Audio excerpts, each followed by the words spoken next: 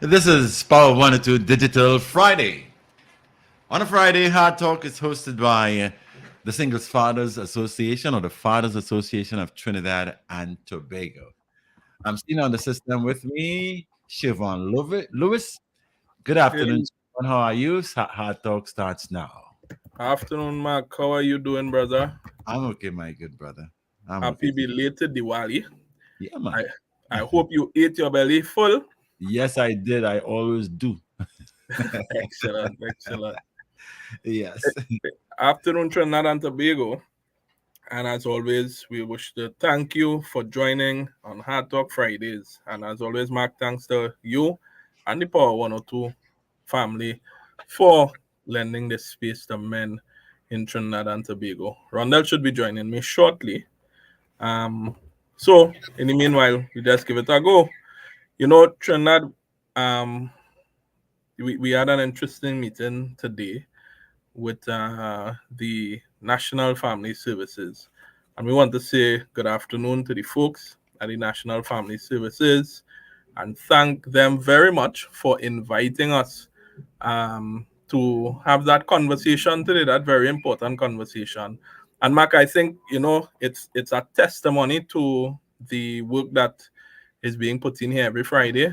It's also a testimony to the investment that Power 102 has made that people have been reaching out to us from different agencies, and we're starting to have some fruitful conversations. Let me put it like that.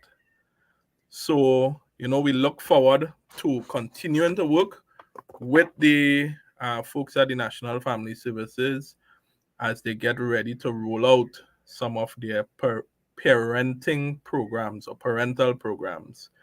And, everything we talk about here, Mac, um, even when we focus on crime and juvenile delinquency and behavior among youths and the different challenges impacting you, they all come down to one thing or one foundation at the end of the day. Parenting,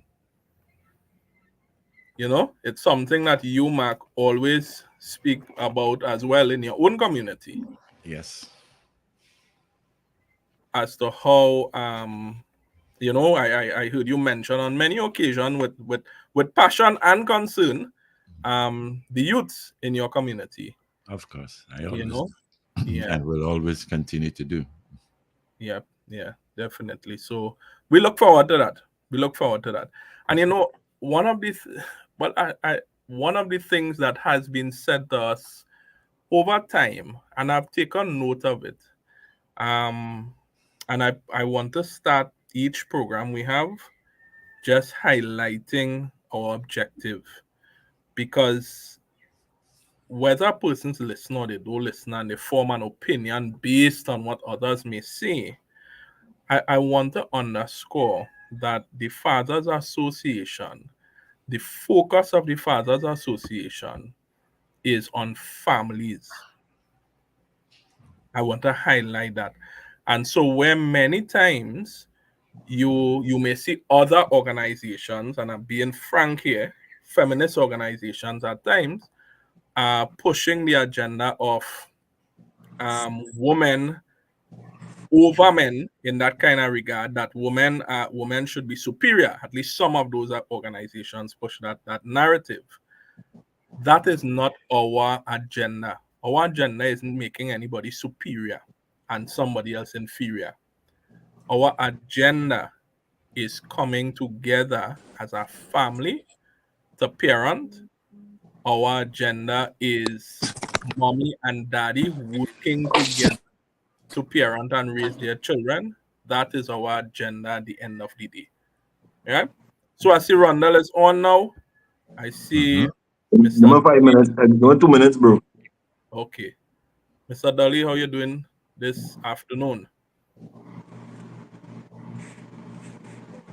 All right, Mr. Dolly. I'm not sure if he's here. He looks frozen on my end. No, he isn't frozen, but maybe he's settling in. Okay, okay. Yeah, Dr. Dolly is in Tobago, and we thank him for making himself available in such a short notice, most definitely. Dr. Dolly, are you hearing me? Let me try to stream this on my page. So I'm seeing you speaking, Dr. Dolly, but I'm not hearing you. See if you muted. Probably should push up the level on your volume. Are you hearing him, Mark, on your end? No, I'm not hearing you, but I know his microphone is open. It's We not need on. to take up the level on your audio, Dr. Dolly. I think he's settling himself in. Yeah, so while Dr. Dolly and Rondell settles in, so I just want to remind Trinidad and Tobago and all listeners regionally and internationally, the goal of this association is for parents to come together. Yeah, it's not about superiority or inferiority. We don't believe any parent is less valuable or more valuable than the other.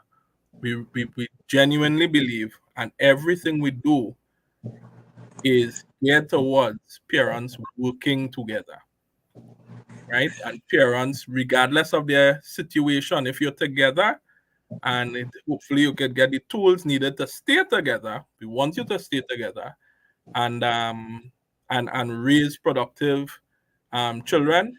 And if you are separated, then so that you can get the tools to manage that dynamic and still be able to co-parent and raise children who are loved and whole young men and young women into our society. All right. So Rondell, I put in that plug there and I telling Mac to keep on. I said from now on I started every program like this. I put in that plug at the start of every program, right? You know why, right? Yeah. Hey, good afternoon, everybody. Good afternoon. I hope I did the right thing, Shervon, again. Just share to my audience. I can double check for me and see if I did the right thing or I really didn't know what I just do. And I really glad that we could have this discussion today. And one of the reasons I said one of the things is that I was just observing. I mean, based on the cases that we see daily, and I mean, based on everyday life.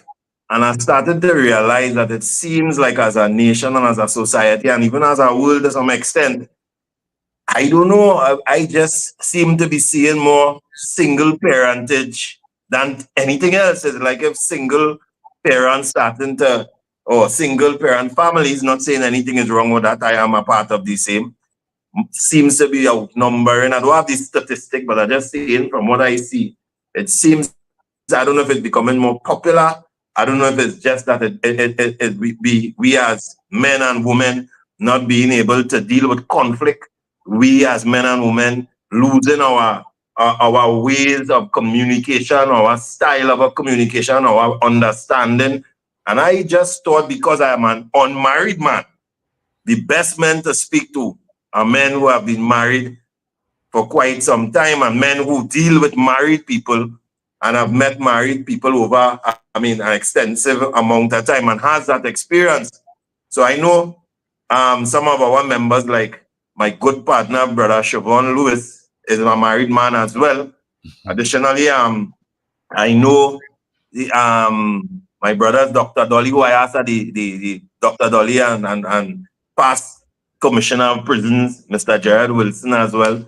I know these fellas are fellas that have a wealth of experience. I've sat on many panels with them, and as much as I talk, I listen to them because I see the wealth of experience they both have when they speak about issues pertaining into their personal lives and when they speak about the things they've dealt with in their professional lives and how they have treated with it. And seeing there are men that have been married, I just think that experience and dealing with couples who have been married, I just think their experiential knowledge will be very beneficial today.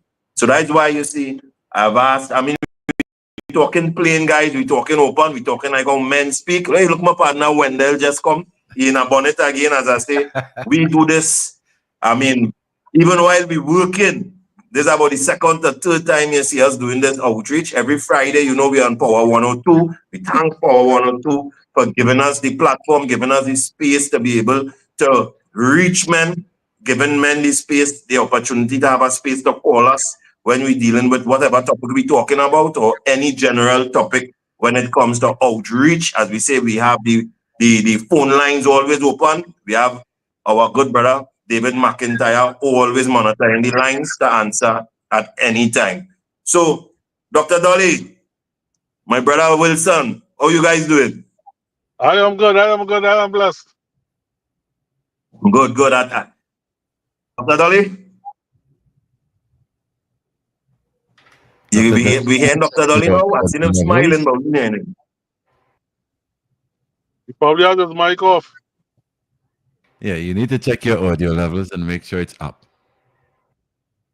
See the audio levels up, Dr. Dolly, because we want to pick your brain plenty today, you know. So check your audio levels, check your microphone. I wonder if he logs out and logs back in, Mark, if that might help. It should. It Let should. me see what I can do for mine. All right, he getting some assistance there. I wonder if that is Dr. Dolly's wife. See how it critically conversation might be good going here already. But anyhow, this is the discussion that we want to have today. We want to find our way to unite. Yes, we always talking about single parenting. We always talking about how we're going to get single parents to do this and single parents to do that. But what I want to know, guys, from you married fellas, because I the student in here, no, Mark. Mark, you married? Was. I'm minding your business. Was, well, right. So I still a student because at least you taste it. I never wet my foot a day yet. So coming from you guys, and before we go, I want to who is the youngest man married there, boy? I feel it's you, Shervon. I want your perspective. Eh? I say, I'm sure it's me, more than likely. Yes, you the youngest man. So let me start with you and then move up to the fellas and them who may have a little more experience. So give me your perspective on marriage, the challenges. I'm like, I'm not saying that I don't want to cause problems too. But we talking real, right? You know your wife know that Rondell feels, loves, and respects her. So don't get vexed with me. Any challenges, any problems, how you does navigate conflict in our house with our woman? I want to know that. I think the key for me is being patient, right? Even when you have conflict. You can't be, when you're in a relationship, you can't be too hasty, right? And when I say hasty, you know, there's you before you're married, right? People date and all these things, right? And then it are things that may upset you during that process, things that you all may not like that each other do. And there's the tendency, at least in my time going through that process, there's a tendency to pick up and walk away quickly, right? When you find no, that is my limit, I walk away immediately. Whatever that limit could be. And it don't have to be anything major. I telling you when I was a younger person, I walk away for some real stupid things looking back on it, right? But I'm married now, for me, right? I have been married now. This year will make it 12 years now, God's willing. Next month will make it 12 years. And as I said, the key for me has been learning to be patient, learning to be understanding, and learning to work things through and not have the mentality that at the first sign of trouble, I have to walk away, right? Trouble is part of Well, since I am the man who's the student here, I ask you questions, right? So as you say, patience, Shervon. Let me say a scenario. And all of Dr. Dolly, we hear them now. Anyone you call it a jump in. We listening to we hear you know.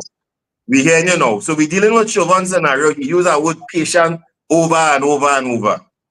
But let me say you're being patient. And let me say in a scenario, you know that you might be, or you perceive that you're right in that position. You still have to display patience. When you say patient, what you have to do? Stay silent, forget about it. No, you understand what I'm asking? I can understand patience. Staying silent for Okay. me. One of the biggest contribute. Go ahead, Dr. Dolly. Go ahead. All right, let me hear Okay. The first thing is that you're saying, I am right. What is the basis of you being right? What is the concrete? What is the glue that makes you all a relationship? Is it love? It is understanding, it's companionship. What started this thing? If you have no foundation, anything could crumble at any time. And I don't think many of us examine, why am I choosing to marry this woman? I am married already, I didn't know about it. Right now, what it is we trying to create is a relationship. What is the foundation that holds this relationship together? And then I could judge my behavior or her behavior based on the foundation of the relationship. You see, we So forget to Dr. do when Dolly, we going let me into ask. business. Go ahead. Go ahead. You see, we get into No, relationship. go because ahead. I like Keep woman, going. woman like me. We are attractive to one another. Fine, that's how we get started. Now we deciding we're going to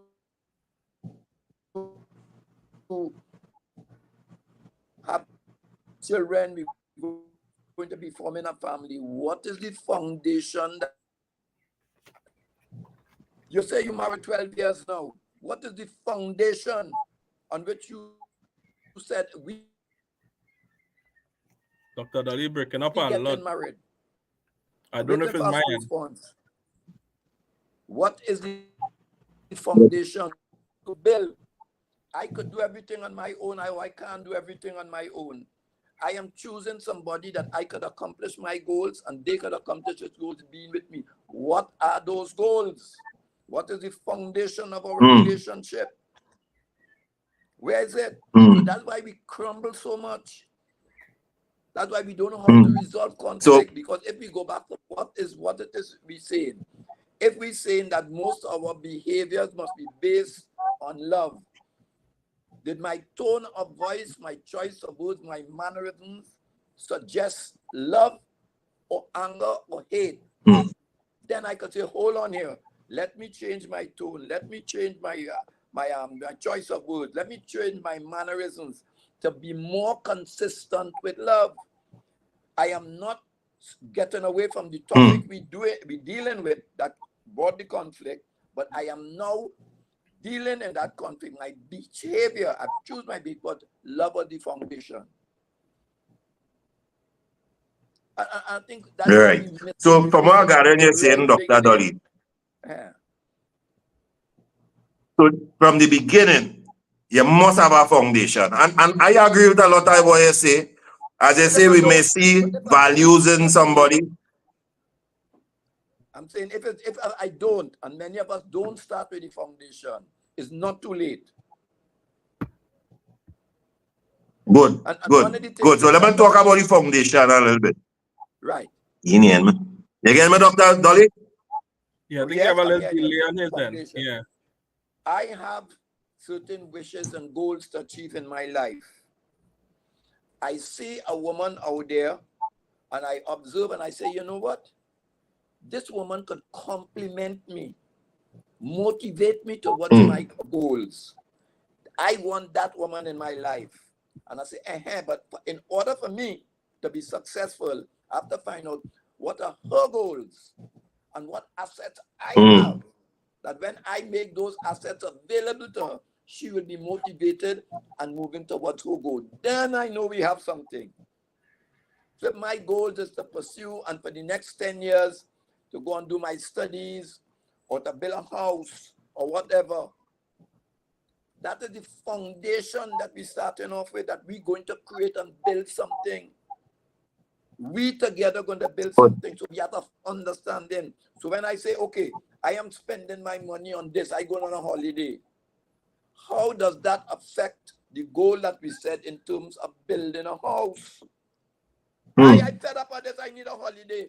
Are we now changing our goals? Because there's an agreement that we're no longer going to have the house in 4 years, but we're going to now have it in 6 years. Let's the talk. You understand what I'm saying? So you know where you're heading. But most of us don't have that. Correct. I agree.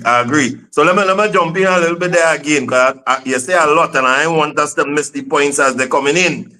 So we satisfy that one of the major components, as I say, before you could even determine about right, wrong, A, B, or C, you must have had a combination or agreement, so to speak, that sets some level of foundation. Correct. Yes, right. So it may have started individually from what I gather and you're saying. I tell you, I the student today. So you have your goals. The young man have his goals. And the young woman have her goals, I believe. But it is for either or of them to relate with the other and determine if each other goals will complement them with the other. If they could form one unit and achieve both goals together. Right. And what we have to do at this stage is that my contributing to her goals mean I have to make a major change in my life, or the kind of things that almost come natural to me. If I have to make a major change in my life, I will be going into that with some set of disagreement, not settled, because I have to change who I am to be able to contribute to this woman. Trouble right now. I understand.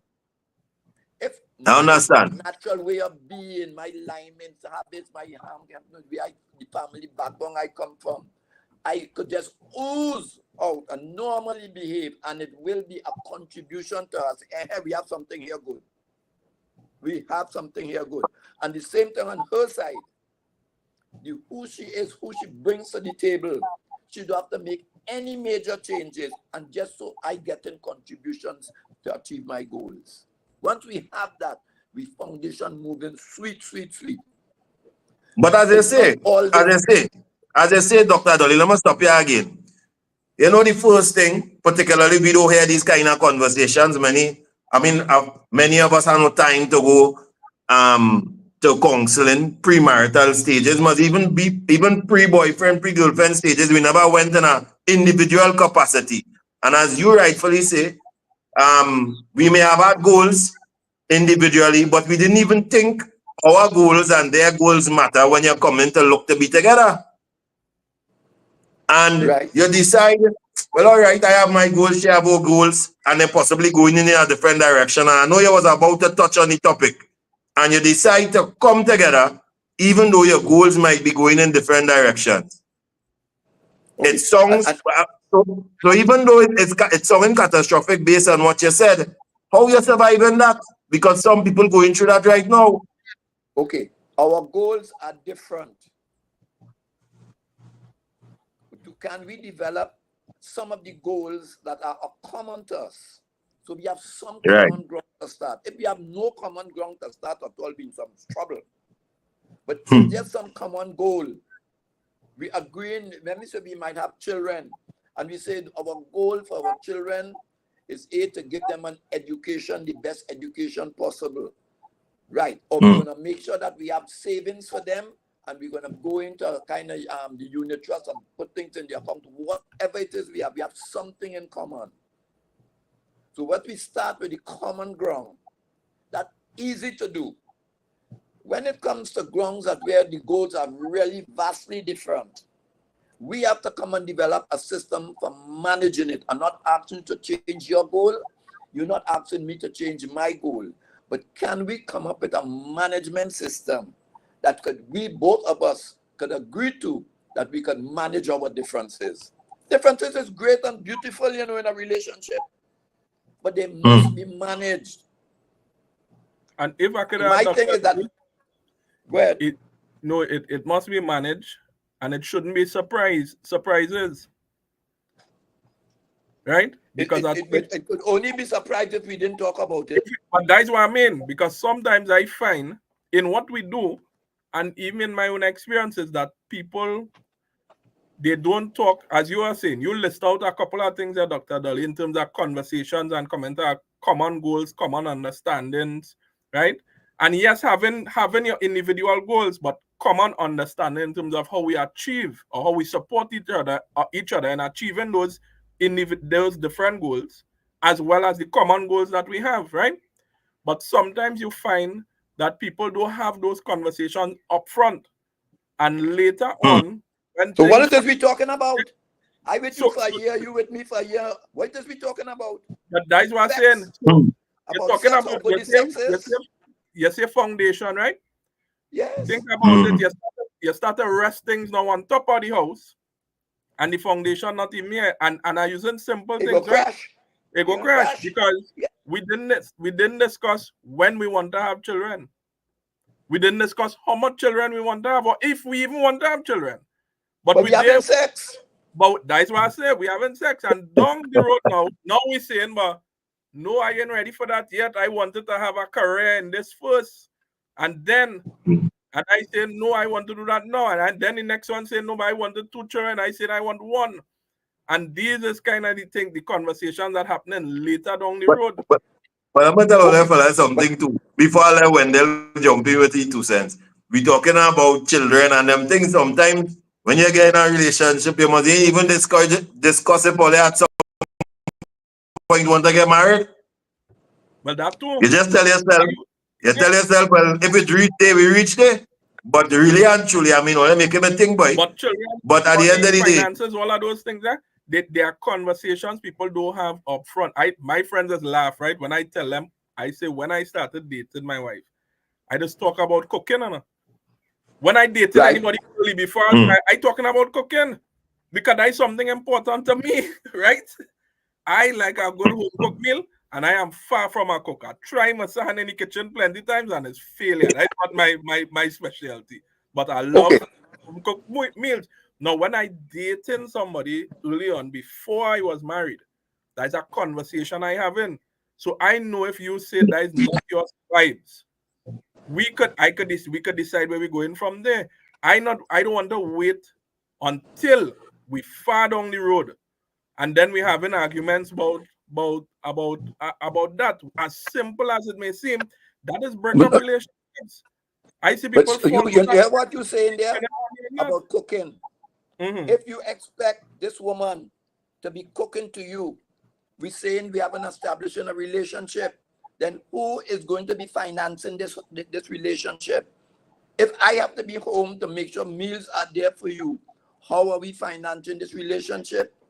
If you want me to be home and we saying we want children, who is going to finance this thing for the children? Because my aspirations, your aspirations for the children, so on. So you see, just you saying that simple thing in terms of cooking, and you demonstrate that this is what I am looking for, this is what I want.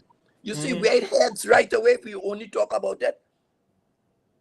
And the woman is saying, if you want to have me as your cook, I am willing to be doing that on the grounds that you could be financially available to do this and thing. Because if we get in together and we have to have a family, there's only one income coming in, can you really support that? And I could only support 1 child. Okay, I want one child. I want 2 children. So maybe I might have to work part-time. That means I can always cook for you. Is that okay? Yeah, I don't mind buying something outside. You see how simple that is done? But early. I am saying a lot of us didn't do it early. We're talking about the people now who didn't do it early in a relationship. Sometimes the conflict going on. Because we have plenty families that. So before these people decide they're gonna split up and have children in their bulk, or some of them who already split up already, can you get back to what were we trying to create? We didn't know that we were going to build an empire. We didn't know that we were creating a company. We didn't know to creating an organization called a family. We were just like one another. But now, what it is we want to create, can we, the 2 people, get and decide what this is, what this family is supposed to look like? Then we could say, so what you're saying, Dr. Dolly? People to build up. So what we're saying is, yes, we understand these things. It's always best to build your foundation first. But if you realize that you already started to try to build the house and the foundation wasn't there and it's falling apart, then you can break it down and build your foundation from this point and start building a new house. I don't have to break it down. Don't break it down. When I say break it down, I don't mean destroy the family, you know. But I am saying, I'm not saying maybe word break it down is not the right word. What we could do is now put some steel. We had a wooden thing. We just built a wooden shack. So what we need to do is to say, hey, we now want a bathroom inside. So we start to put down some concrete. So not because it is weak now, not because it is falling down now, not because somebody can't stand it now. It means that we have to throw it away. We not necessarily so. We could come back to what it is we want to create. The house is shaking. How do we Hmm. strengthen this house? Let But us get Dr. back to some Dolly, of the moral let me be values. real and let me be devil's advocate. In this culture and this society that we have, and I just wanted to respond to what I'm saying. The society will tell you, boy, oh, and you're seeing it on social media, you're seeing it on the woke nation, you're seeing it on all different aspects. Boy, you could just get a divorce, just move away. It's so easy to go and start over. The society, do you think the society makes it more challenging for couples these days to do what you just say? Let me put the steel inside the house falling, but we go reinforce it. Is it easier to just break it up in this society? And do you think that is having an impact right now on the on marriages, particularly those that weren't built on solid ground in the first place, and not just marriages, relationships on the whole, because people haven't churned before they're married. So do you think the social influence that we have, and if you believe that it is, what are some strategies that people could utilize to resist the impacts of the social or resist the influence from coming into the family? What kind of burglar proof we could put up for that? What it is we have? We have 2 children. The hell with them. Right. The hell with the children. Me and the woman cannot get along. We're not getting along. Is it we're going to say to hell with the children because society says just walk away, boy. Leave them 2 children, they go grow up. Look, I grew up already without a father. I make it without a father. So you go do it too, boy. Just go. But that's not true. I made it without a father, probably. But what I went through and what I still going through, I don't want that for my child. But how can I, in spite of all the things, talk to this woman to see if we could find common grounds, common goals? I could go by my partner and say, I don't know how to talk to this woman. Sometimes I say this woman, I get rage because she have a kind of attitude there. And you're that kind of coolish fella. You could come and sit down and talk to us. You don't have to be no psychologist. You don't have to be no counselor. He's just somebody who care about you. He see what you're going through. And you come and you sit down. And men are doing so that. I have quite a few men around the place that be doing that. So it's not hard. So it's a pressure on the men, on the women, because they have to mash up a house that have children in it. And we just abandoning children. They don't like it. Nobody gets gains from that. Sometimes we actually have to stop co-parenting, and sometimes we have to do parallel parenting. Explain. It's not the best, but at least there's a thing where you parent like that when the child is with you. I parent like that when the child is with me. Sometimes we have to reach to that stage. But at least the child can know this is consistent with how mommy is, this is consistent with how daddy is. When I go by mommy, that is the rules. When I by daddy, these are the rules. And there's no conflict in between and that. So that's a kind of parallel parenting that we could do. So we might not be living in the same building. The children now have 2 places to go. But when you go by one place, it's not a conflict because this one telling you how to do that and the other one. They are agreeing that they're going to do parallel because we cannot get together. But in the best interest of the children, they're doing parallel parenting because we find it difficult to co-parent. We don't have the skills, we don't have the money to go and get counseling, but we could have asked the parallel parenting. So they're the things we can do and things that have worked and continue to work. That could keep it alive. Is a pause a little bit. The thing is that you have to have some goal. What it is we aiming to do.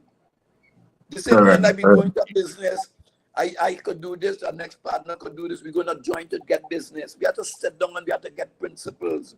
We have to say what it is we do, what it is you doing, how much of that you're going to get, how much of this I'm going to get. And once we have those foundations set, we run the business. If we start a business and we did not get those things, those foundation rules in place, we're going to have real conflict and you're mash up the business. And it happens many, many times. So it's really relationships we're talking about. So why again, Dr. Dolly? Do I send Shervon? No, I'm saying good evening to those commenting. Jaffiel, good evening, brother. Folks, feel free to send your messages, and the numbers to call if you want to call into the program. It's 222-8255, 222-8255. The WhatsApp number is 868-318-1021, 868-318-1021. And if you're calling from the US or Canada, we have a toll-free number, 866-525-1099. The topic today is relationships. Go ahead, Rondell.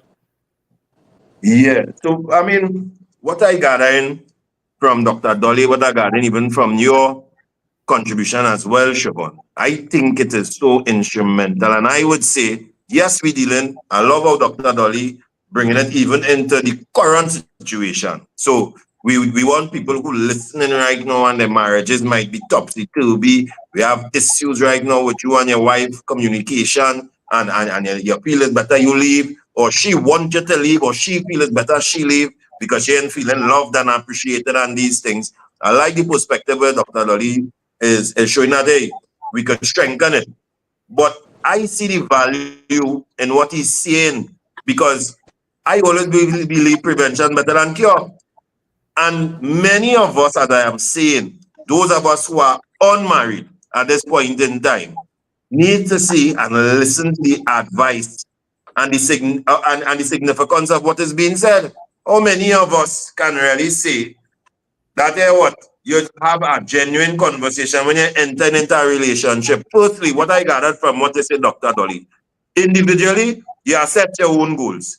So to me, I telling you, if you're not purpose driven or you don't even have a goal plan for yourself, then to me, based on what you say, Dr. Dolly, I don't think you should run into nothing too fast because not even you yourself know where you want to go. That's a top message. That is for man, that is for woman. So you don't have a vision for yourself, so we could never have a vision to go forward. So I'm talking to my single people here, because I tell you, I'm a student and I'm a good student, I just listen. So at the end of the day, it is important because before we even go into these stages, imagine if you start the relationship with that solid foundation. It means your house will be more durable as it go up. So simple as that. Correct. So the ones we have to really reach a place where we say there's loads of good-looking men, good-looking women in this country. Loads. Some of us are Christian. We want a Christian man. We want a Christian woman. Some of us are Hindu, Muslim. Sometimes religion is what we make a decision on. Sometimes it's job. Sometimes it's money. Sometimes it's those things. And as we really don't sit together and say, hey, you may not be a bad person, I may not be a bad person, but really and truly, neither of us knew where we wanted to go individually to begin with, and we go in there individually while we now looking to come, why we don't come together, and as Dr. Dolly say, you're having sex. And something, I don't know if you want to touch on it, once you start to have sex, it's like obviously you start to feel like you're together, whether you make it official or not. Right. Right? But once you're having sex and unprotected sex, you're saying that I am prepared to have children. On top of that. That's a statement you're making, That's a statement. You might not get anybody pregnant.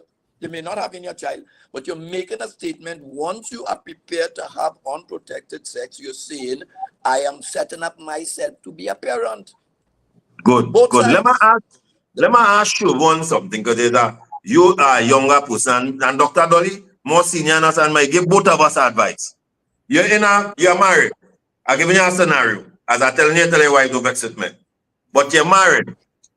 Don't say nothing to get about your house too. You're married, you and your wife have a heated confusion, a heated debate, or maybe as Dr. Dolly said, all they had a plan and a vision and an agreement. And we say we are going to build XYZ, but somebody feel they're frustrated, or somebody say, I'm working hard and I want a vacation. And the plan needs to change now. And one person saying, well, the plan can't change or else we wouldn't see our goal. And the other person say that if you can't change the plan, then you don't love me. What? I don't know if you've ever been in a situation, and I pray that you've never been like that. But what are you all? Let me start with Shervon. How you going to navigate that boat that obviously going to be topsy-turvy because one person may hold by fact and say, hey, this is what we agree to, don't let me change it. While the other person is saying, hey, I believe we're free to change it now because life happens. How we are going to treat with that as a married man? Have you ever treated with that? How we are treated with it? How you felt when it happened? You feel betrayed? Tell me how you feel as a man first before you tell me how you're treating with it, if it ever happened. Never to that extent. I've never experienced it to that extent with my. Thank you, Jesus. But we've It happens had all the time. It situations, happens all the as time. Dr. Dolly says, though, we've come to situations where, as Dr. Dolly said, the plan, there's discussion about the plan changing, right? One wanted to go left, one wanted to go right in terms of what we had discussed before and how we decide we want to do something. As simple as you say, sometimes it's finances. We say we put in money aside to do this, and we reach a point now where I may say, listen, now I think we might need to do that instead. And there's a disagreement on it. But the key to, and sometimes those disagreements lead to arguments, you know. It has led to arguments. As I say, not to the point though where we burn down the house, right? But to the point where, yes, it led to argument, it led to a contentious conversation. But at the end, there was something our pastor said to us. And hey, this is controversial, eh? People today don't subscribe to that, right? He spoke about the biblical passage where Christ speaks about the man being the head of the home, right? And his role as the head, as well as the woman's role in the home. And he said to us, he said, if you all can't come to an agreement on something, the person who has the final say, when he was counseling us in marriage, he said the person who had the final say is the man, is the husband. And he said that is controversial, but that is how, and in his view, that is how God set it up. That is what he said to us, eh? Right.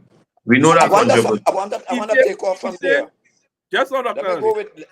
Let me go right but there at with the you. end of the day, he said at the end of the day, Shervon, that does not mean that authority you have is to be abused, right? You don't make you the boss man who say, well, it's my way or the highway, right? So he said you have to be careful how you treat with that power and authority that God has given to you. And following that counseling session, we had a conversation about what he would have shared with us, right? We had a discussion over it. And that is something that we implemented in our marriage thereafter. No, as I say, there were times at a point where there's a heated debate over direction. But we have always been able, as I say, we didn't burn down the house. We fleshed out the conversation to the point where we were able to come to some kind of consensus or somebody. And I see a brother in the chat put here in your page. He said in relationship, marriage is the first thing that needs to die is ego. So there are times where I have had to say, I will give in, right? And there are times she will have to say, well, I would give in as well. Right? But that's why I just put to say, let me be real. Only two Mr. Married men. Because let me be real. It has always be everybody telling we men to give in. So we have to give in all the time. No. Yeah, Dr. Dunn, all the time we have to give in. Not at all. Remember what he just said. If you're going on the Christian thing about marriage, right, the final decision is left to the man. And the man has to say, do I have the knowledge and the skill to be able to make this decision on my own? He also has the authority to turn back the decision and say, let's discuss it a little more. Right. He also has the decision to say, look, I'm not too competent right now. Let us go and get somebody who we believe is more competent than us to help us with this. He has the authority to do all those things. So the authority don't necessarily mean I know nothing about this thing. I know how to handle it myself. I know that real pressure. I go make a decision because I demand. God give me that right. It's not like that. Yeah, I understand. It is not like that. I love that example you use, Shervon, and I love how you're coming with that, Dr. Dolly. Because on the surface, somebody who just listening to it would have misrepresented what Shervon said. But I love the fact that he still says something that his wife agree to is that it still come up to a consensus, and that even though she agreed it, which would mean that she had to really trust you, you know. No woman in agreeing to be led by no stupid man, you know. Let me be real. So it had Okay, to so why you mean trust that them? she, huh? Well, why was there? Why you saying with there's trust? Because trust something. What does she trust? The agreement on which we said we're going to have a Christian marriage. That is what it All is right. there. You see, Good, so good, trust good. is not something you just pell through the window. I trust you, you trust me. No, it has to be based again on something. They Foundation decided you to were go talking to about pastors earlier. to get married. Mhm. Again, the foundation. And anytime you go Correct, away from the correct. foundation, your relationship will crumble. And that's what many of us don't do. We don't pay attention to the foundation, getting that foundation. He chose to go and get a foundation by saying, we're going to have a Christian marriage. I Basis of understand. our relationship is Understand. based on that. So anytime we have a conflict, we turn to the Bible and as Christians, and you get a solution. So it's not very Correct. This is what the basis of our, and not too You late. breaking up there? Why are we together? Why are we together? Understood. Why are we together? What it is we build something. If the foundation is not good, cracking up weak, how could we strengthen it? It is not as healthy as it's supposed to be. We probably need an operation. Definitely not last on it not working. Dr. Dolly, you're breaking up. You're breaking up a bit there, Doctor. You're breaking up. Let me hope you get through to come through a little clearer. So, Shervon, until Dr. Dolly, like he coming out and coming back in there. Until then. So, we raise Let our me make a point before you go far. Based on what Dr. Dolly was saying. Now, my wife could say, as he's saying, my wife could say, you see that what we had agreed upon, that foundation. Tell me that. Me going down that road again. And as he said, trouble could brew from there. A lot of trouble could start from there. So it requires to me that commitment, one on my part, not to abuse authority, right? And on your part, to also be submissive to it at the same time, right? But as I said, that is things people in today's day and age. You have people, you would know, Rondell, we see those comments come on our page every day. People want to hear nothing about that. But Shervon, if I'm going back to what Dr. Dolly said, I don't know if he's frozen. Then he answered the question, and I was sure if he knew he answered it. Because remember, I was just asking the social impacts from today, the social influence impacting your marriage. And two of you all answered it perfectly to me. If you have a Christian marriage and you all have created a Christian foundation, then forgive me, but you should say, well, boy, to hell with everybody else. If that is your way and the new world version of view is ABCD, and our view based on our Christian marriage, which we both agreed we wanted to have and is our goal and is the foundation and the base of our marriage, then if we stay true to the basis of our marriage, which I am guessing is your Christian belief, right?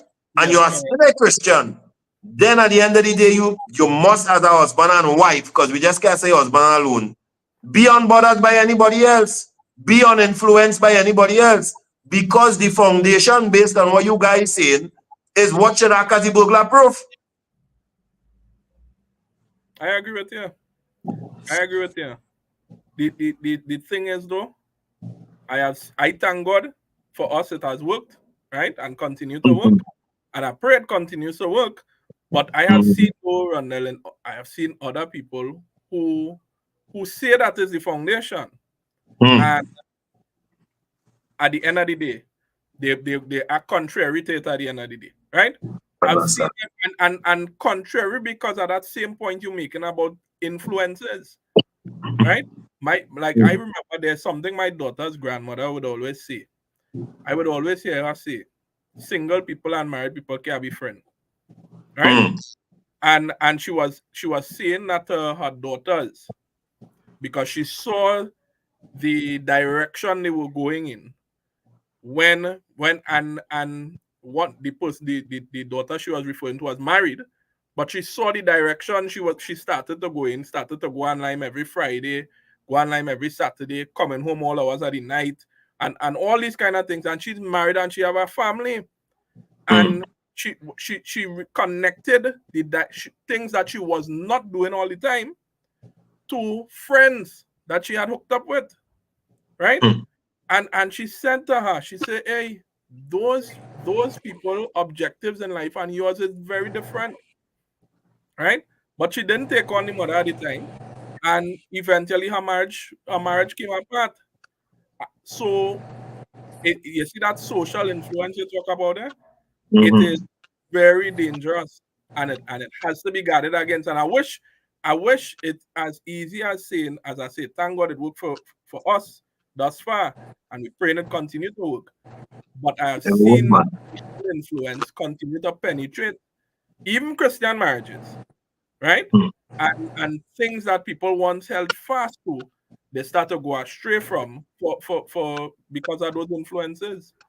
Dr. Dolly, again, man? Is that true though we go because of the influences, or we no longer pay attention to the foundation of our relationship? Good point. Why am I hanging out with these people who are influencing me to do things that are, if it was in terms of unchristian? Why am I influencing people to be who not committed to marriage? Why am I hanging out with them? So you're putting yourself in a space together. So if I want to strengthen something and I want to be in football, I'm gonna hang with footballers. I'm gonna line with them, go to this, with that, go to the games, be on TV talking about it. So I'm strengthening my community to give me the push to go where I say I want to go. So you don't just get into a marriage relationship with somebody. When you do something, you choose a girl. Have you checked out that girl family? Those are the people going to be your community. She's just nice, man. Don't worry the rest of the family, man. No, because she is going to want her background and her community to support her. And you saying, I don't like them. Where you going? But we don't pay attention to that. The sex nice, the relationship going good, and we go on. We haven't had fun time.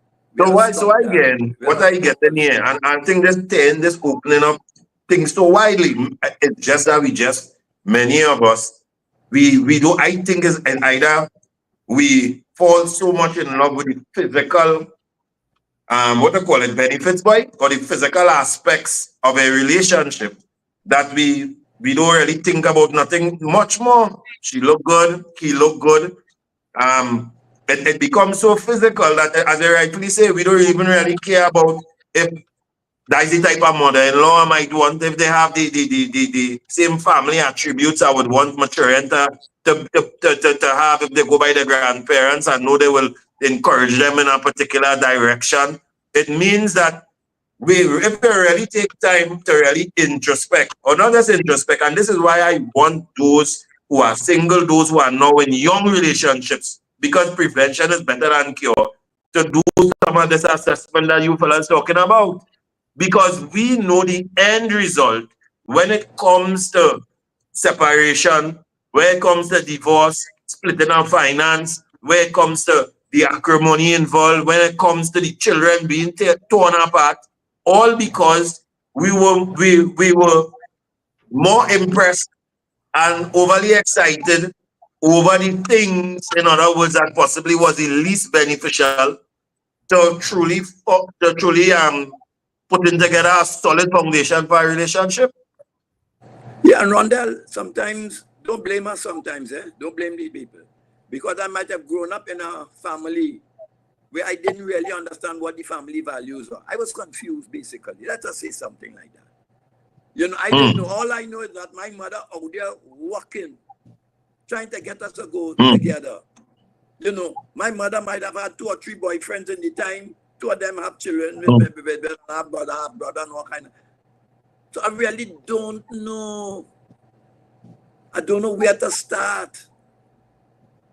You know, so don't be too hard on the people who just get into a relationship, have children, even get married in Christian, in Muslim, in Hindu rites and everything, and then they stray. Because they did not really know something. What you Let me are ask you doing. on that. Let me ask you on that for there, Dr. Dolly or Shervon. Well, if we realize ignorance is clearly from all we've been speaking about here, is ignorance, poor choices, bad decisions, not having the information that you needed, not making the right decision at this point for something that has a lifelong or supposed to have a extended period or supposed to last an extended period of your life, right? Is it valuable? I'm not saying, I mean, not everybody could be able to afford counseling in a private capacity or whatever. Is it valuable for a state, for a government, for the leadership to sometimes have a communal space where these types of, even if it's not one-on-one all the time, but it is at this, they have these places where we could do two things. One, the preventative arm, where you're dealing with the premaritals, the persons who aren't married yet, and then the relationship, they're courting or they're single, and they're thinking that they're ready at this point in time, based, they have the goals in line individually, and they're looking for a mate at this point in time. And also in the reactive part, for those who did not do that, didn't have premarital advice, didn't have premarital counsel, and now trying to reinforce what might be falling apart. Do you see it as instrumental? Do you see it as strategic? Would you see it as beneficial for the state, whether it's through National Family Service, whether it's through one of these departments, to say that, hey, what, in every community center that we have a counselor that could deal with some of that could implement some of these strategies, whether it's via program, whether it's group program, individual program, for the premaritals and for those who married and struggling in conflict, that they could walk in and access, and the state cover this kind of thing. That is beneficial. ideal. That is ideal, but maybe we could go a little thing, you know, like each one of us went to some school. Every primary school had some kind of motto. Every primary school, every second have a motto. To what extent the school is insisting that the children in their school live up to the motto and understand the motto and repeat the motto in the morning and behave consistent with the motto in the school. We have it, you know, we have the system there, you know, but we're not using them. We're not using them.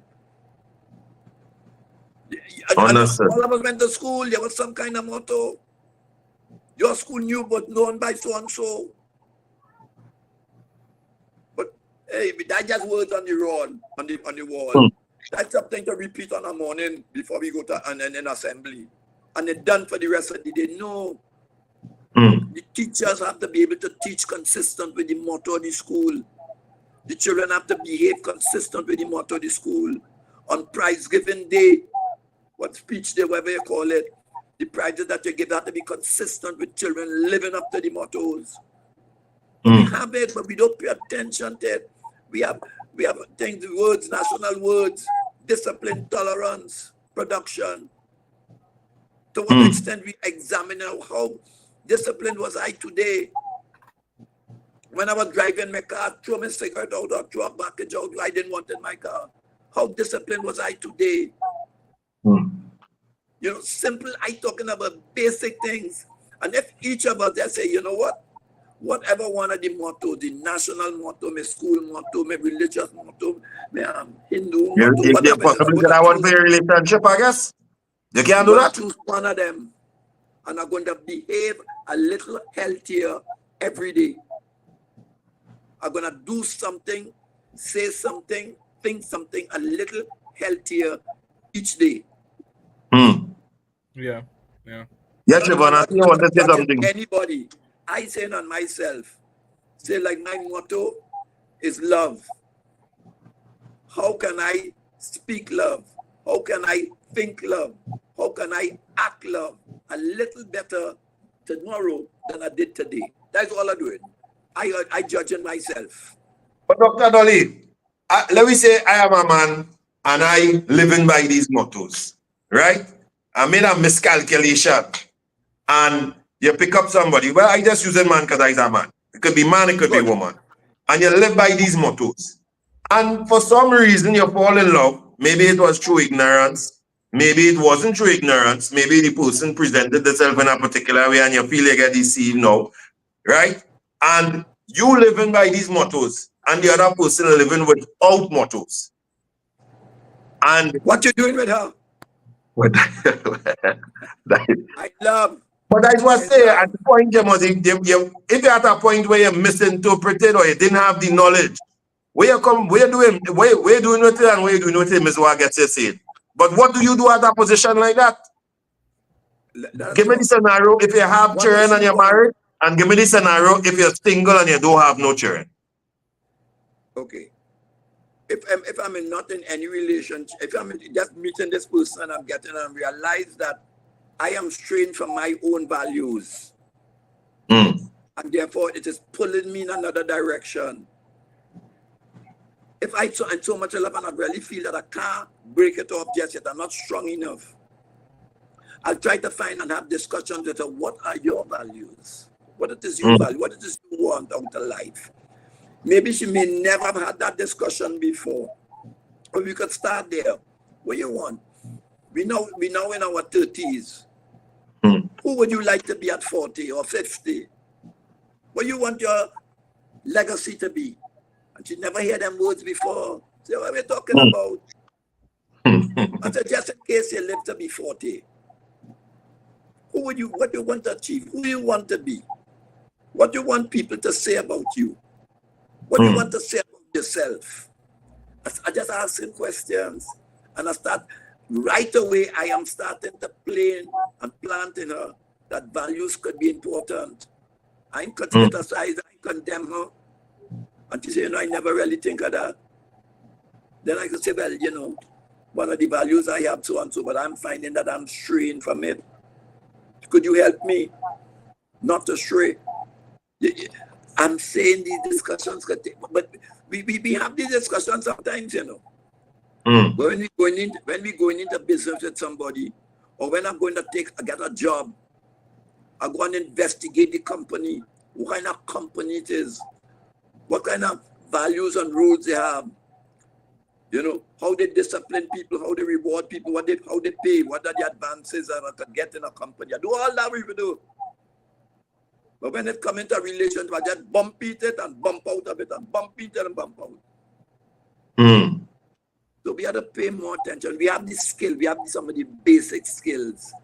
You see, when they teach you in terms of the secondary school, when you reach third form and they say you have to choose subjects, they start to think who you want to be.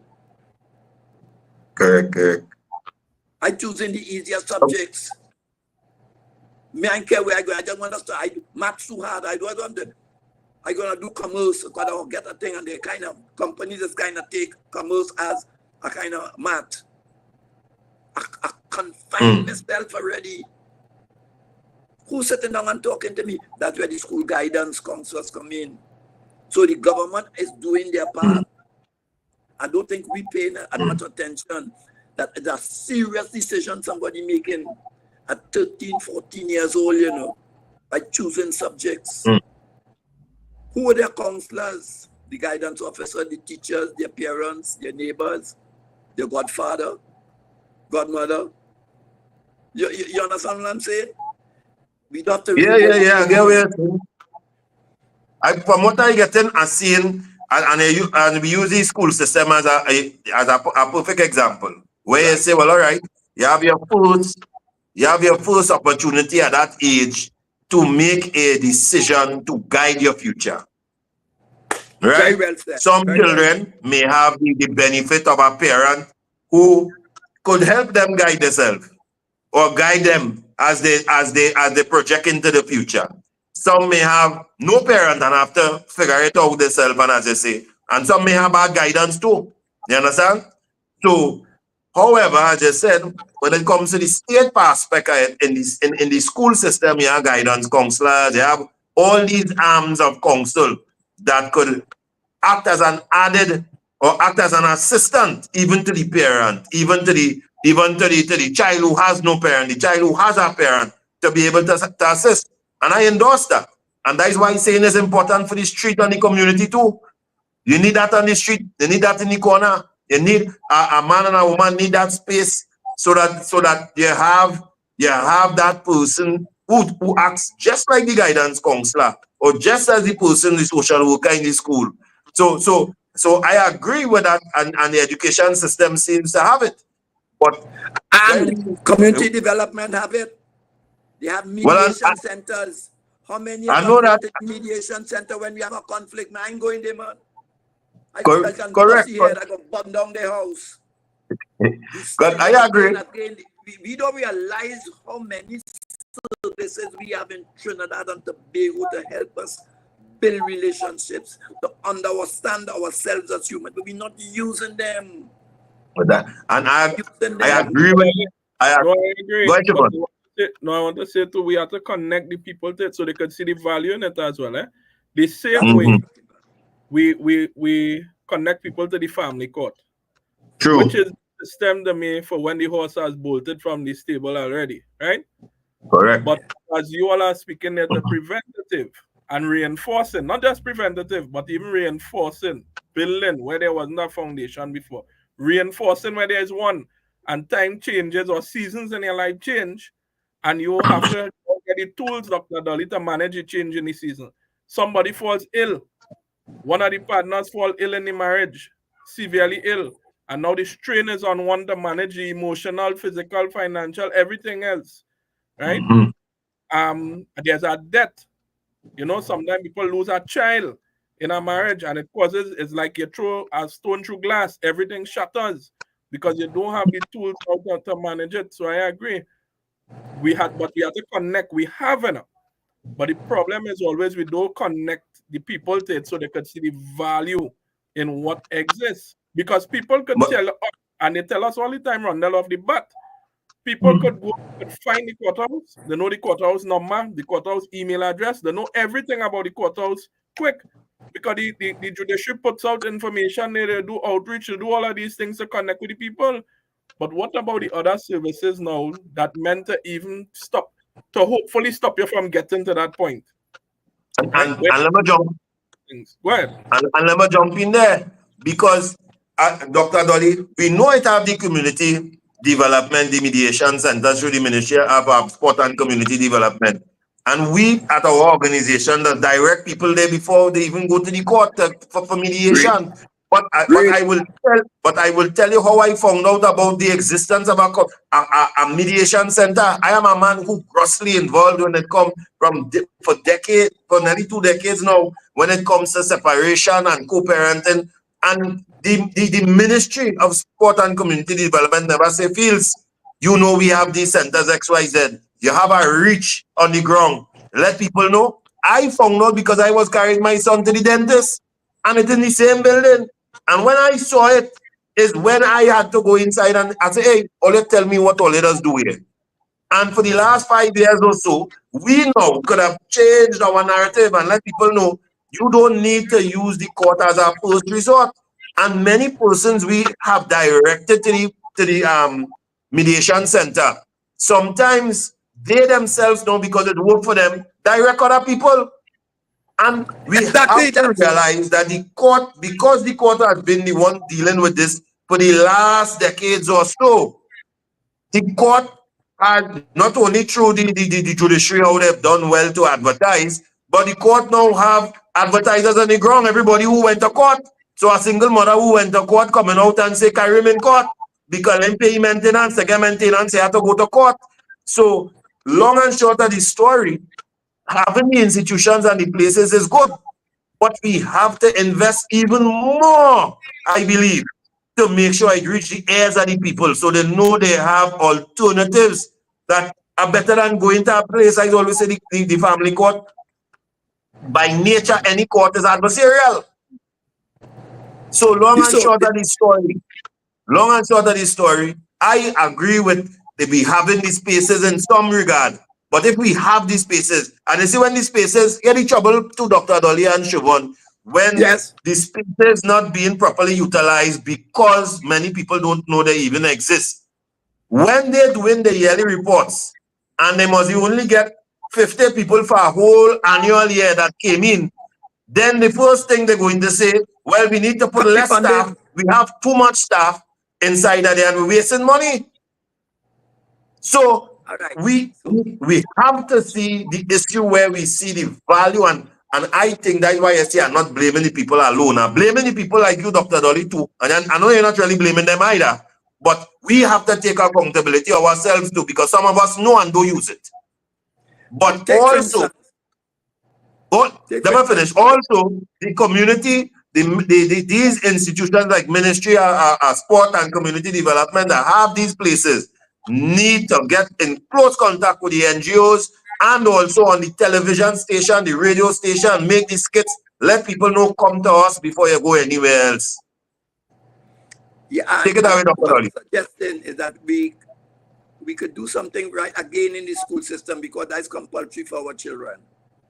From the time a child comes into the school and you have a little background on them, and teachers could tell when a child is having a bad day, but when a child is good, happening good. The teachers know that. And I'm saying that that child should automatically be sent to the guidance counselor, the social worker, or the psychologist in the school. Not for punishment, but to have confidential help given to them. So that, so that family will know that the services are available. True. Well said. So this little child know, growing up, there are services available. And I know one in my school. Then the mother will find out that in this school, there are services for her child. What about me as an adult? Correct. And then the state counselor in the school could tell the mother, well, you could go to social development, you could go to community development, you could go to... So we have a way, because we have the institution, the people will spread it and don't live in silos. Correct. We could spread this thing. Correct. Comments there. Ren says a lot of programs are aired when people on work, not peak time media. Yeah, Ren. Ineffective communication. Yeah, we agree with you. She suggests advertising on sides of buses, billboards, etc. as well. Good afternoon, Biznat, Paul, Coyote, Prince, Jaffield. Jaffield, I see your comment. Your comment there. What you're saying, Jaffield, is it that you've used the services? I see you say you're a single father and you know about this on this topic, this part of the conversation here. Message us and let us know, Jaffield. Go ahead, Rondell and Dr. Dolly. Right. So, Dr. Dolly, answer me one thing. I know we're talking about the education system here. I remember in my day, right, there was something called homeroom. And I mean, it was the teacher doing it. The form teacher used to come to the class and do it and discuss issues like there's life issues. And I remember, you would believe how impactful it is, and I'm telling you my business, me, I no shame. I remember a day, because I was one of the troublesome fellas. She said, and that teacher that stood, I love my mother, but at that time in my life, my mother and I had some contention. And that teacher was like a mother to me. And the thing is it was the woman who used to discipline me the most. But however, I could tell it was out of love. You understand? So a day she in the homeroom class, she point me out. She say, you see you? Sam. She said, the day you see you get a woman pregnant and you ain't married, don't marry she because you get she pregnant, eh? And the point in time, in my mind, I said, but why? I said, me ain't even thinking about marriage. But when it happened with me the first time and I realized the circumstances where it was a situation, because the situation we had at that point is the external family had issues with my religion, her religion, all kind of differences like that. And the thing that was being proposed to me because of religion was, here what? Just get married. That's the first voice coming my ears. Must be 10 or 12 years later. And some people might say, see, she tell me, but if I didn't listen, I might have get into a marriage because, hey, my son's mother was pregnant. And the scenario and the way it happened is that we were separated at the time because, as I said, external factors didn't at the time they said we walked in two different yokes. You understand?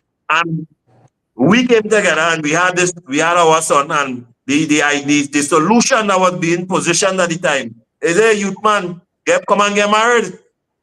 And the first thing came in my head is one more form teacher tell me in the homeroom class. So I say all that to say this.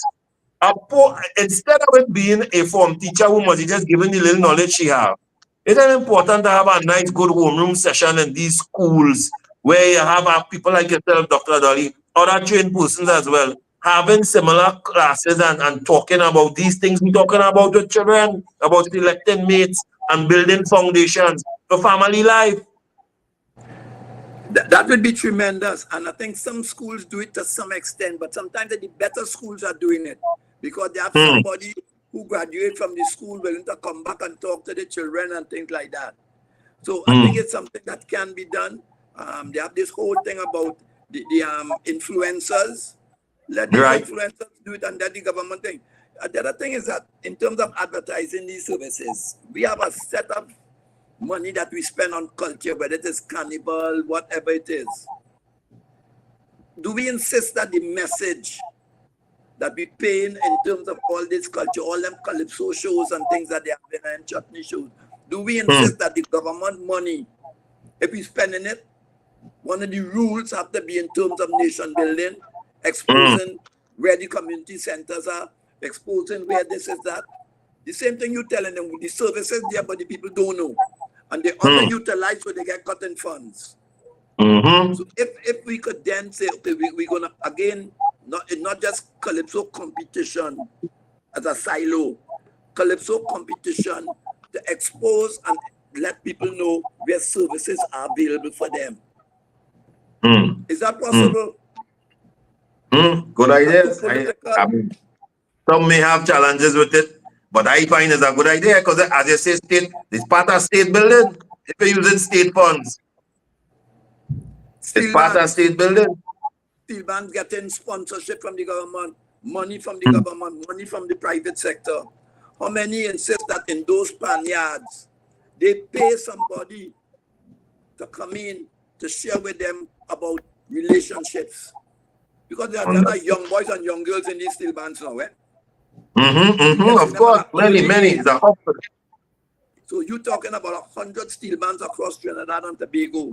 The government put in money, or the private sector putting in them, put it in where they could come and employ somebody during the practice, panorama time or whatever it is, to come and give some lectures on relationship and relationship building.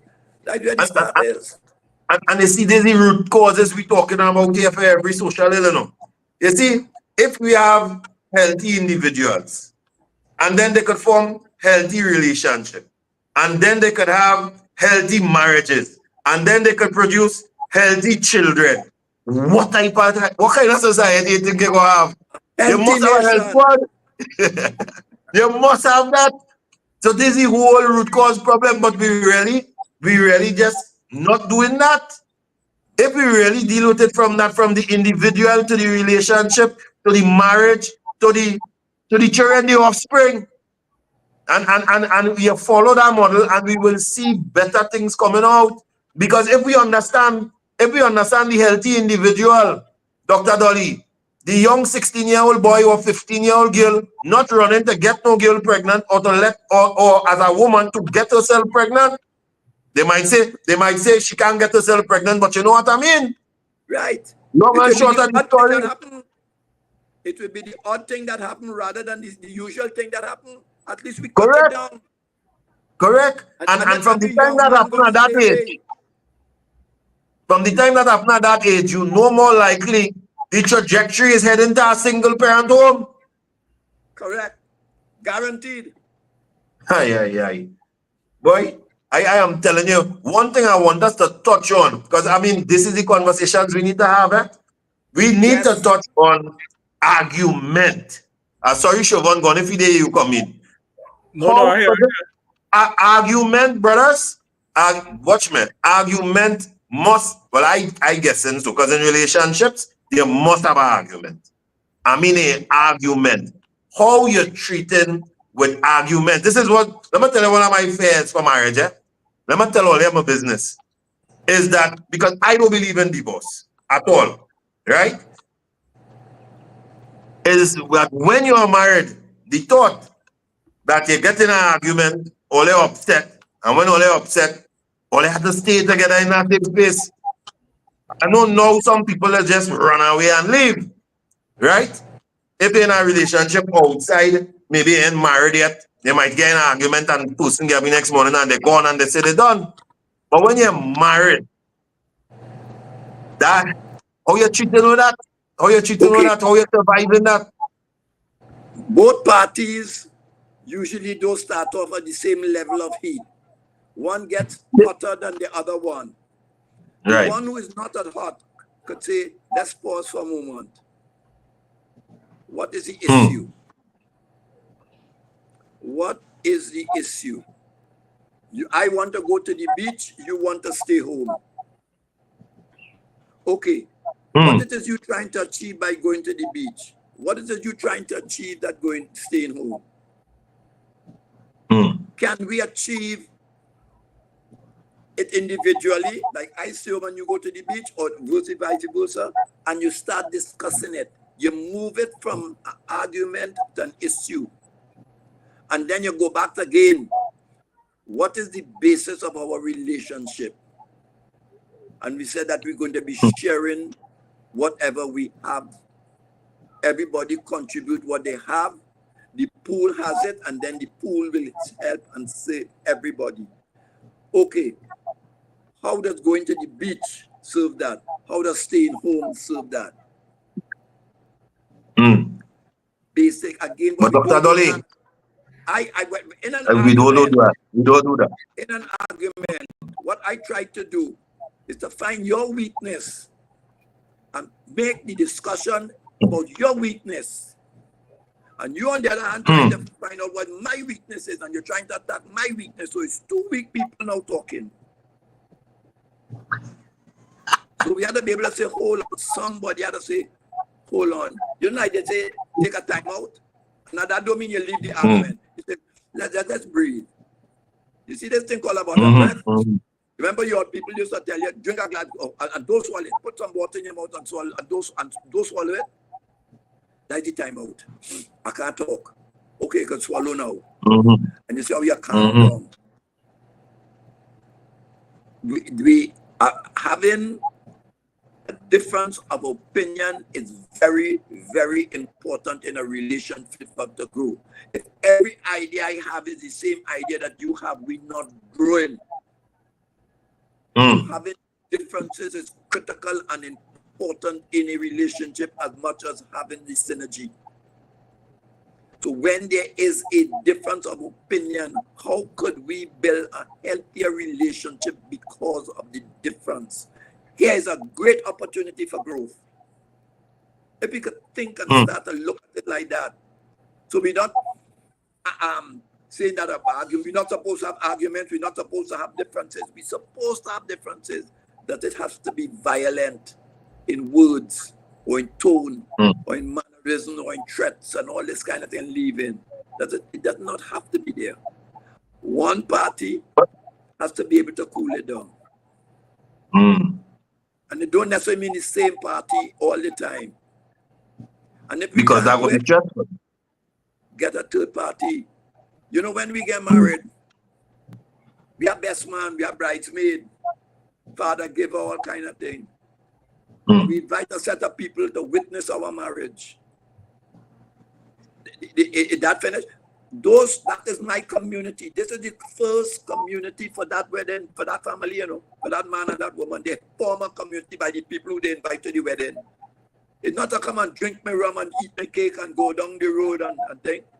Really, you're saying there's a community that I'm setting up that will support this relationship. That's why you invite those people. How many of us think like that? Now I'm inviting this one because that I'm a mother friend, like the auntie friend, this and that. Now one day, you know, you give a good gift. When you say you getting married and you getting married in front of people, whether it's in the church or in the Red House or wherever it is, you're saying that is the first community that's going to support us as a couple. Do we turn to them? Do they turn to us and ask us, hey, how you going? You're not married 6 months. How things going? Day of the wedding, that was the last I see of them. So I'm saying we have things built in our society that we don't use. Don't utilize it. You don't utilize it. And I mean, based on what I gathered from you here, we not aware there. We misguided, because look at what you just said there. As I say, most wedding invitations are passed out because this person in the community might be a big boy and you want him to come to say he was in your wedding. It might be a total stranger to you. This is your mother friend. This is that one. This is the other one. Some of them is strangers. They don't know them. But if you really understand the value of not just the wedding, but the marriage, you will understand that even the people you invite to the wedding should be supplement to the marriage. That's right. Well, but I already Having a get married birthday now. party, I understand this thing perfect. a simple thing like a birthday party, and you invite 10 people, you saying that is your community, you know. So anytime you're having difficulty, you could turn to any one of that 10. We didn't know that. We didn't. But hey, that's my real blood boy. That's my brethren boy. That's my partner from a different mother. All kind of talk we give. But when I'm in difficulty, is that the person I need to turn to? All right. Well, let me turn it up a little bit now. So we touch on the argumenting. All right. Before we jump off the argument, and I heard you mention tone, right? Now, some men by nature, myself, I can tell you straightforward. This is how I just talk. I am loud. I am not the softest person. And by nature, some men, they project, they speak in a particular way. Some women may do it too, right? I mean, you hardly see women doing it, but it may be so. Let me say by nature, that is the personality. Woman have a twang, so to speak. How do you treat with that if you ask, because I've heard you use the word tone a number of times. And Shervon, you could give your experience if you had to alter your tone at times, or I mean to get things across better, or if you have to, or if you stay, or is it also on us to, on both parties to understand the other person's tone at times. So the woman curling at that time, and you should be able as a man to ascertain, well, here what's going on. They had the elevation because she angry, or the man speaks in a particular way because that is generally his tone, or at this point in time, he angry. They might get both of your perspectives on tone and how it's worked for you. Shervon, you could give your experience on how that worked for you. And then Dr. Dolly, you could come in and give us your level of experience on that, on tones and the knowledge you have on that. So go on, Shervon. Take French would come. Just now, Dr. Dolly, let me get Shervon first, because I wanted to talk on what Shervon said too after. Right, okay, good. Good, Shervon. Yeah. No, I was going to say, like you, I have the bigger voice too, right? Right. And yes, in an argument, I have crossed the line and will cross the line at times in my tone, as Dr. Dolly put it. But I think the key is one of the things you always have to be willing to do is to check yourself, right? Check yourself and recognize, and don't make it an excuse. Don't say, well, that's the way I is, right? If I realize like I am the more boisterous person, right? And I have to now take into consideration that my mannerisms, and I need to check that in the sense of when we get into a conflict or argument, I need to check, right? And I have to check me.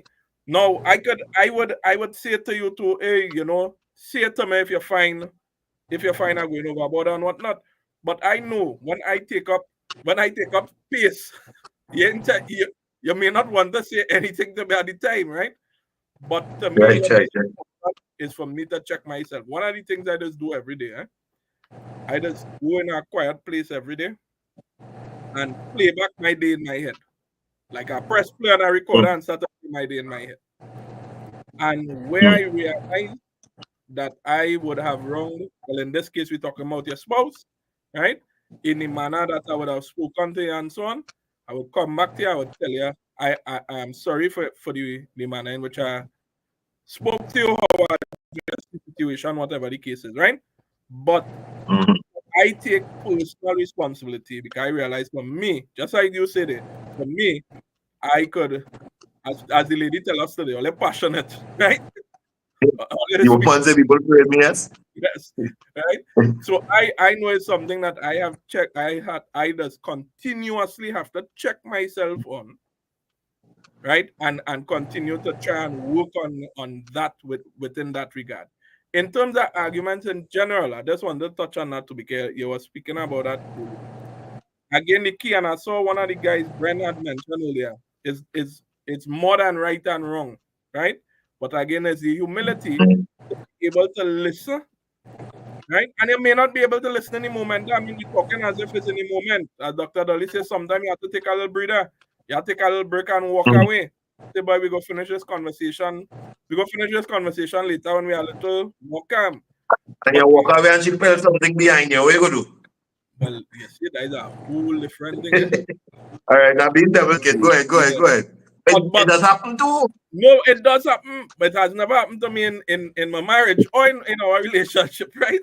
But Dr. but Right. those things Dr. happen. Dolly, get up to answer that part too, eh? Go Right? ahead, Shervon. But the point I'm making is not about is about in an argument. It's about listening to each other. It's getting yes in the Hmm. moment you're heated, in the moment you're upset. But to me, you have to find your place back to that space mentally where you could listen. And if you're wrong, say you're wrong. Right? If you're wrong, say you're wrong. Accountability. Accountability. You have to be willing to say, hey, you know, I was wrong. You can't it can't be Hmm. a wrong and strong approach from either side. You must be willing to humble Correct, correct. yourself, as evaluate the circumstance, and if your way was wrong, you must be willing to say I was wrong. Agreed. When you're Agreed. saying I you're like that wrong, point. Yeah, but Doc. don't do that. You Dr. understand Dahlia, that break it word? up on us again. Come again. When Start you again, Dr. say Dolly. We missing what you're saying. when you say I taken responsibility and I was wrong, please do not end it with but. I agree. Hmm. Because what you're I really I agree. saying, understand. a sorry Mhm. but is really your fault. Yes. Or if I offend you, But coming Dr. back to Dolly, the other one that or if I offended you, or if I offended you. say that again. No, people say if I offended you, I am sorry, but it's not if I offended you. I did offend you. Yeah, Right. yeah. Okay. So like they put in a And that was caveat in. and that was not my intent. Mhm. So let us see if I could say it over again where I don't do that. Mhm. Hmm. The thing is that So it's about when you're saying that, give me a break, and the woman follows you as you're walking away, it is an indication that you're making a decision without real consultation with her. Hmm. Then you have to say, hold on, it's really difficult for me to continue right now. I am at an emotional state, but I'm not being reasonable to myself and to you. I need at least 5 minutes break, and I am taking the responsibility to bring back the discussion to where it was in 5 minutes. You will see the difference. I like I that tell you I point. want a break. I tell you, leave me, I'm going. You making the decision, she's not being considered at all, or vice versa. Hmm. I So take that point, and I take the point of consideration away from that. Because, as you rightfully say, either party, we realize there what? We're at a position where we might not be saying, we may not say to each other what we might truly mean, or it may get physical, or it might get heated, or it might get, as they say, start to look at the weak points in each other. Give me 5 minutes. But what I like about what you said is that you give a reassurance, even if you're moving away, that it's not that we're not going to talk about this. It's not that we're not going to find a way to resolve it. But I need a little air right now. Or also, I'm guessing you mean also, if you realize it's not something two of you all could possibly resolve, that we give each other the reassurance still that we go and get a third party to help us resolve it. Simple. On the right Very page? good. Very good. Right. So I'm getting, and I get this is for those who watching, that in these types of arguments and these types of issues, if it becomes unbearable at some point in time, the ideal can't just be to walk away and ignore. It is to say here what? If we walk away now, I'm reassuring you that we're coming back in 5 minutes. I'm reassuring you we're going to find a third party and resume tomorrow or resume next 2 days. And the person now, on the other end, whether man or woman, must trust that reassurance too. And they could only trust it if you live up to it. If they trust you. Huh? Right. They could only live up to it if you, this is the first time you're saying it, good. Right. If you have been saying let's get back to it and you don't get back to it, they cannot trust you. Correct. Understood. But want to come back to the point you made about tone. Right. A simple word like come. If my mother said to me, come, I know I have 2 minutes. If my mother said, come, I know I have 20 seconds. If she said, come, I know I have time run out. So I learned that about tone. And even though I am loud and I am things like that, when I am in a very compassionate, caring manner, am I aware of my tone? Even though I loud? Am I aware of my tone? So particularly when the discussions get heated, could I remember that tone that I use when I am feeling kind, I'm feeling gentle, I'm feeling love, I'm feeling unthreatened, peaceful? Could I remember that tone and try to use that tone at that time, even though I loud and voice? I didn't do it loud. Tone of voice is a big thing, you know. We know that from our little children. We learn tone. When the teacher says stop that, and then stop that, it's two different tones. The same words. So we learn tone. So we have to be able to be aware of our tone, even though it's loud or soft.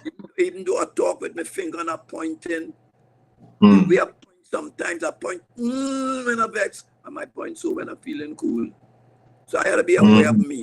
So I think a lot of what we're talking about today as we come into an end is that we as people wanting relationships, and we need relationships because we are social animals. That we must be, first of all, start to understand who we are as an individual. True. And once we get that, who I want to be. Well said. How close am I to who I want to be? And what is the journey I have to take to who I want to be? And what community I need to find myself in to be motivated and driven to find that person I say I want to be. So the community is a wider community, and then intimate, who I could be intimate with that would allow me to feel motivated to pursue the person I say I want to be. Well said, well said. Well said. Where's the input there, Shervon, as the time winding down? Go ahead, Dr. Dolly. Go ahead. Sorry. So once I get that, I could start looking who's available to me that can help me to be a better version of myself. And then I have to look at what assets I have that could help her to be a better version of herself. And I know we have something powerful if we could do that.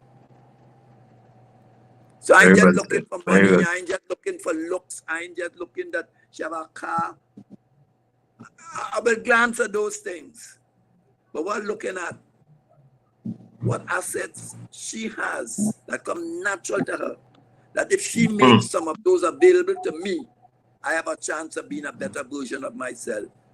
And when I look at myself, what I have to offer that when I make that available to her, that she could become a better version of herself. We got it. And it's not too hard to that, but the first thing I have to face myself. Who am I? Who am Correct. I? And who do I want to be? And I'm not stuck with who I am, you know. Because I'm on a journey. I'm on a journey to finding a better version of myself. What that looks like.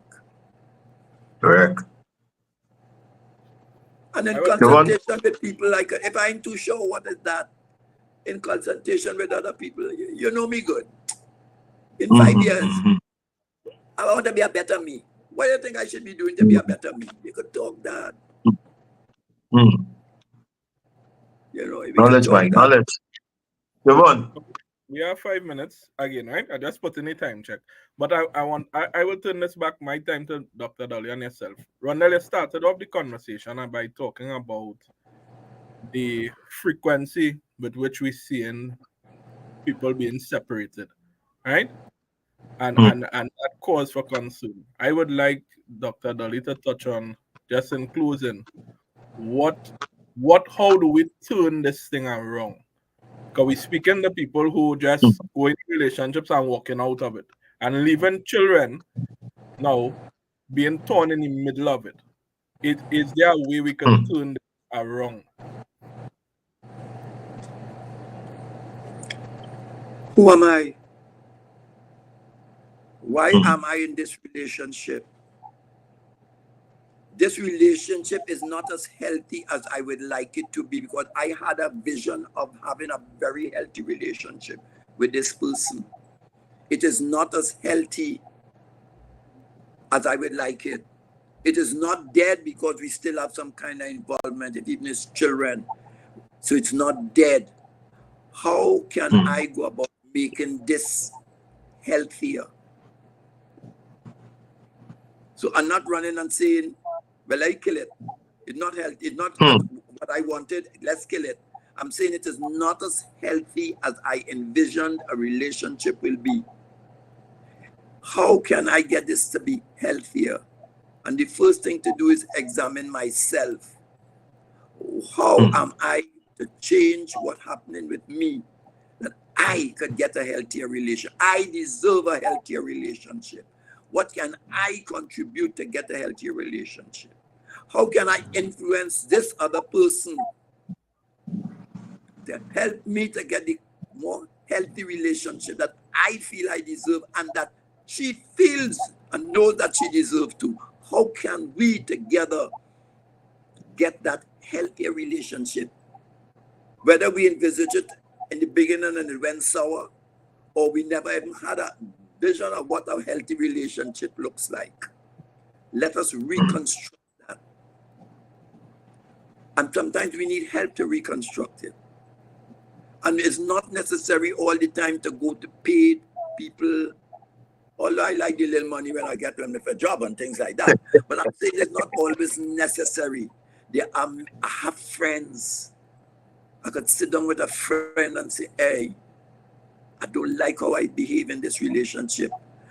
But the person over there, they get to me and I just lose it. I think I could do. The friend might be able to say, well, look, I was like that 2 years ago, and look, I do so. Try that and see now. Or you could go and talk to somebody. Go and talk to your priest. Go and get somebody in social welfare. Whatever it is, a lot of people are wrong. People willing to help. The little trade union you belong to, talk to somebody in there. The workplace in there, that human HR. Go to HR. Because it's affecting my work. How many of us use HR in a company? HR to hiring and firing. No, HR is to understand your behavior within the relation and within the company and how you relate. So I'm saying they're there, but we're not using them. But the thing is really to come on terms, and my part in words, examine who am I and who would I like to be, and what is the journey that I need to take for me to be a better version of myself that I could contribute to whatever relationship I find myself in. Well said by Dr. Dolly. I mean, I think so far in all the sessions we've had, Shervon, I think this has been the most meaningful one. I think not underscoring any of the others, but I think it has been one that could have that everybody could have related with. Everybody has been in some type of relationship. Everybody has had some internal conflict. Because though we talking about relationship, one thing I've realized that has been a staple is that we're talking about individuality too. And I know we didn't get to the whole root causes and the traumas and the issues sometimes even from childhood and these things that affects your individuality. And maybe at a later time we may have time to explore that. But what Right. stuck out to me so much is that if you take the onus of being introspective, of having a proper aspiration to become a healthy individual that is purpose driven, that has goals, that has set something into set some kind of foresight into your future or trajectory into your future that you could look forward to becoming for yourself, that it will actually benefit your partner, if you choose a Precisely. partner in your life. And it shows the value of our healthy individual or healthy individuals coming together, as we've said before, could form a healthy relationship that could then produce healthy children and that foster a healthy family. That, as we say, and we have the more healthy families we have, is the healthier nation we have. So, to me, more so than anything, I have seen the significance and value of not just as Dr. Dolly said, yes, he has his professional role, but the value in listening to the elders by listening to the experience that has gone before us, particularly in the areas where we've seen the elders who've efficiently navigated the challenges and trials. I know to myself, at least I think so, that Dr. Dolly's experience can't all be from his practice. Well, it is practice when he practices his own individual life as well, but not only from what he possibly has learned through theory and even sitting with other couples, but what he's endured himself as well. And I Correct. want to, I want to thank you, Dr. Dolly, for being so open, being so honest, and even giving persons who are listening a more comfortable perspective on seeking counsel.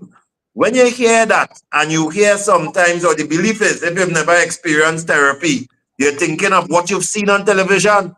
A man put it a lie down on a chair, and he have a tablet, and he flicking, and he telling you this, and he telling you that, and that is what you think it is. But what we just did here was therapeutic to a number of us, I'm sure, here on the panel, the number of people listening to us as well. And I'm pretty sure the persons who are going to hear when this video is shared. So I think it will resonate with a number of people also.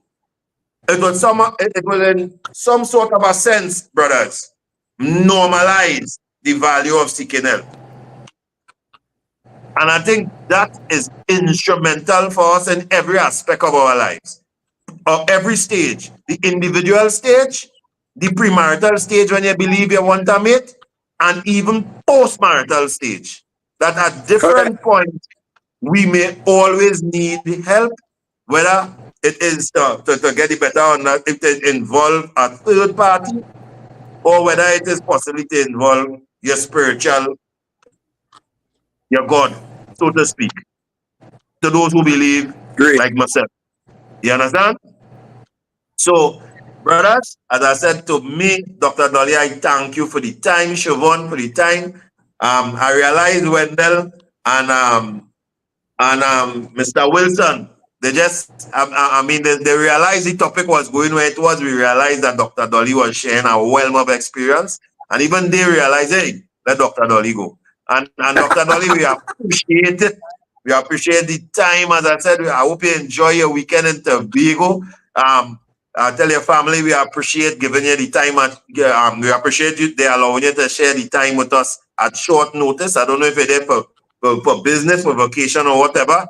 But I really want to thank you for sharing time with us today. Shervon, you, Mark as well, you, Trinidad and Tobago, for those of you being locked in, I'm asking you guys, share this podcast. We are definitely going to share it. We're going to boost the post because I think every man and woman, particularly those who are in relationships, whether they have child or not, would have gained some bit of, would have gained and will gain, for those who haven't heard it yet, some bit of knowledge from all the things that have been shared here. Thank you very So, much. Mark, And good night. Really appreciated being here. Thank you. right, all right. All right, Well, guys. Thanks, Mark, man. take it away. And thank you, Mr. Franklin. It's been fantastic information shared today. Okay. Bye-bye. Thank you. Okay, have a great weekend. That's it for today's edition of Hard Talk with the Fathers Association of Trinidad and Tobago. They'll be back next Friday, same time, 4:15 to 6, right here at Power 102 Digital.